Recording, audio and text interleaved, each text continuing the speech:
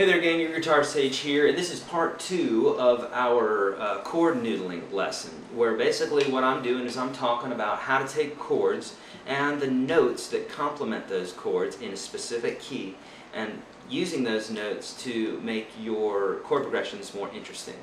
Okay, so the example that I was doing before was in the key of G, and I was doing like a...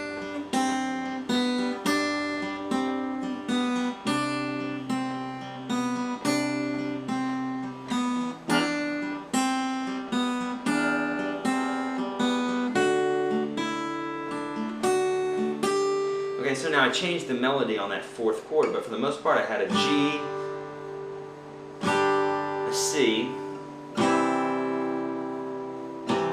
an E minor,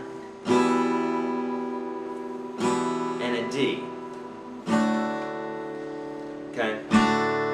And the notes that I'm choosing here are out of the key of G because I'm in the key of G. And I'm specifically looking at, if you don't have them already, is in the ebook that I have at YourGuitarSage.com, I have the notes mapped out for the specific keys, in this case the key of G.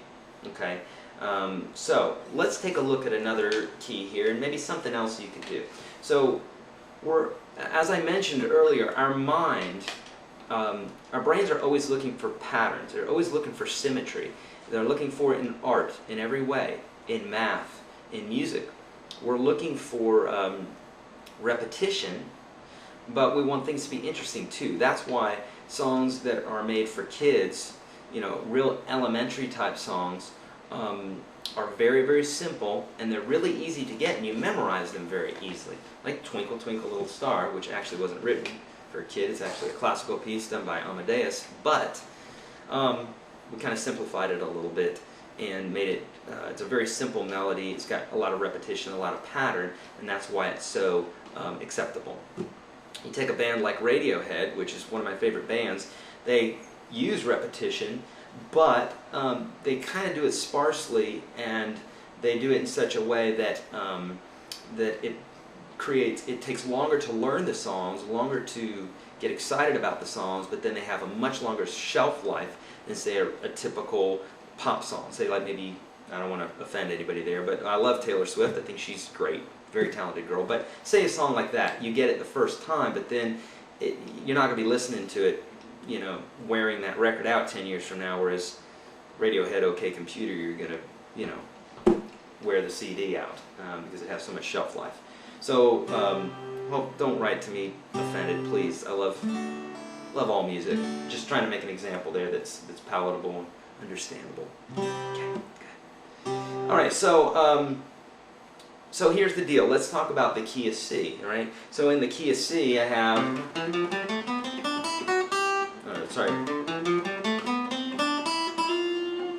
Okay, I have all sorts of notes that I can go to here.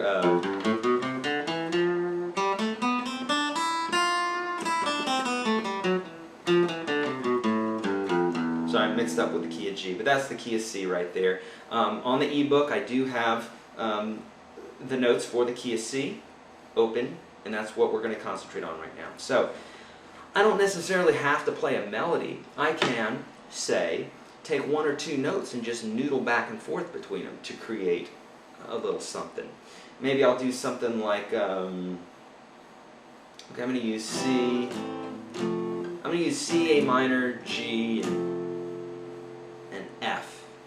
Okay. For those of you that know the Nashville number system, it'd be 1, minor 6, F would be a 4, and G would be a 5. If that's Greek to you, don't worry about it. It's not going to mean anything for you as far as this lesson.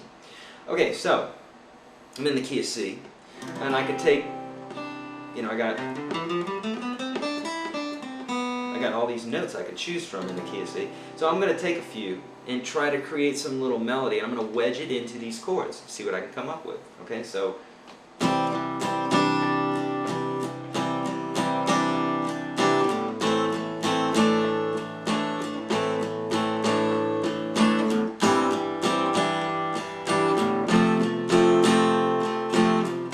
now I ran out of fingers there. I couldn't very well go. I could, but it's going to change this bottom part of the chord. So you get the idea where sometimes things change too. It's like, what can your fingers do? In this case, I'm playing that melody for those first 3 chords and then changing it up on the 4th chord just like I did on the last one. Sometimes that can be because you physically don't have the fingers to do it, or sometimes it could be because you just want some change in the melody, you want it to resolve. That's real common to have something repeat 3 times and have it change the 4th time. Very common in music. So let's try this again, and I'll do it another and something else different as well this next time around. So not this one, but the next one. So I'm just playing this little da da da da, and then I'm changing to an A minor, but I keep that melody going. And on this kind of a hybrid G here, I guess I could play a full-on G.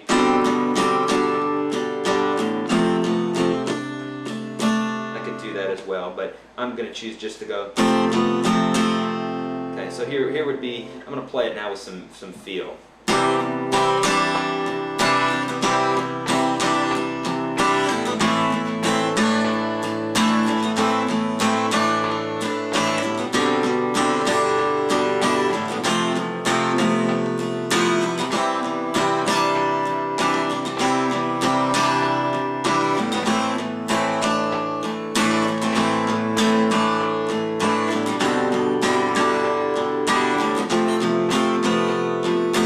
So you get the idea there.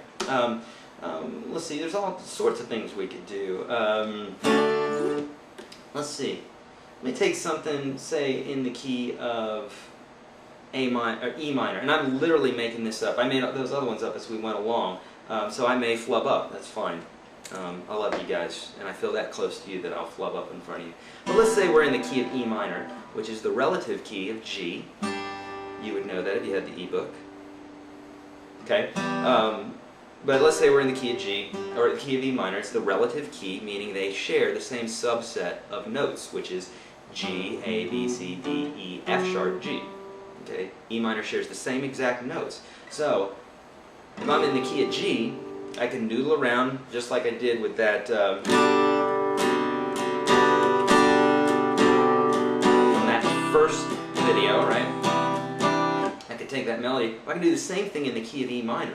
So any of those Metallica songs that you love, you can, because they play in E minor all the time, you can take the same little form that you do for G major, and it'll work. The same thing. Let's do something in E minor, so a little something darker, okay?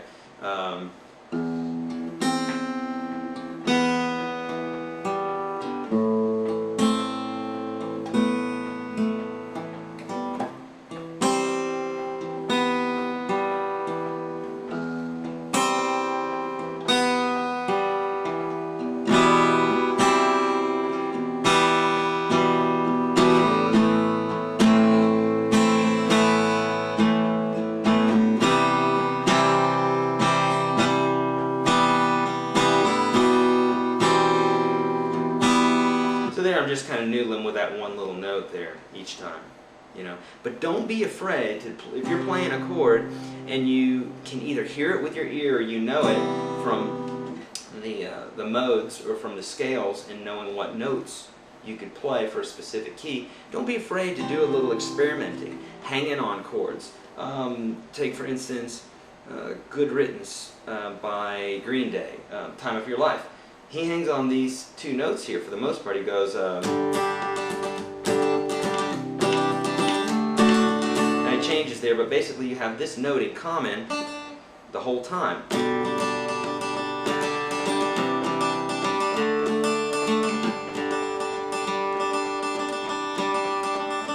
That note's common throughout the whole thing, right? So again, there's that thread moving through these chord progressions that will really help in your writing, okay? Okay, we could do other keys, but you kind of have to do this sort of thing yourself. Don't be afraid to do this, okay? Get that ebook out and bust open some different keys. I would suggest learning G and C first. They're just invaluable. And a lot of these tunes that we do on here are in the key of G and C, or the feel of it at least. And with the capo, you can do all those same fingerings. You just think like you're in that specific key even though you're moved up. And that's how you solo too. So you can come up with these solos, either chord solos or just plain old melody solos, okay? So don't be afraid to do that. And gosh, what else on this? Memorize those scales, okay? All right, kids, until next time, go ahead and hit subscribe if you haven't already. Hit the ebook, and call your grandmother today. She loves you. She wants you to call her.